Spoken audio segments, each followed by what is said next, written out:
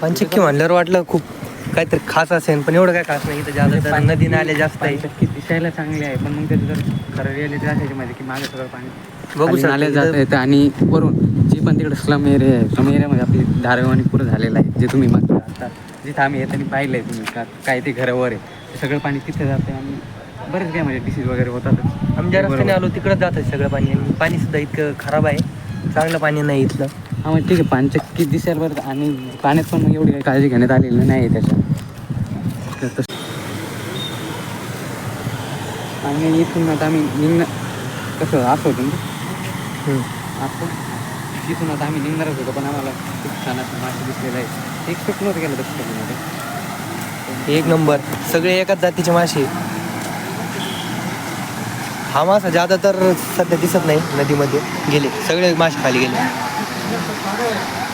इथं आहे आपलं त्याचं सिस्टीम कसं काम करतं ते बघू. आहे पाणचक्कीचं वर्कआउट, इथं वरून पाणी पडतं आणि चक्की आहे ती गोल गोल फिरते. हे आपलं आट्या पिसण्याचं काम असतं, त्यासाठी असते, दळण दळण्यासाठी यूज केलं होतं. एवढं इंटरेस्टिंगच झालं, आम्ही त्याची बाहेरूनच चालल्या जाऊ, काय एवढं खास नाही वाटतं. काय फक्त असं वाटलं की आटा पिसा जात आहे. आता किसकी पाणचक्की बघून झाल्यावर आपण जाणार आहे का मकबऱ्याला.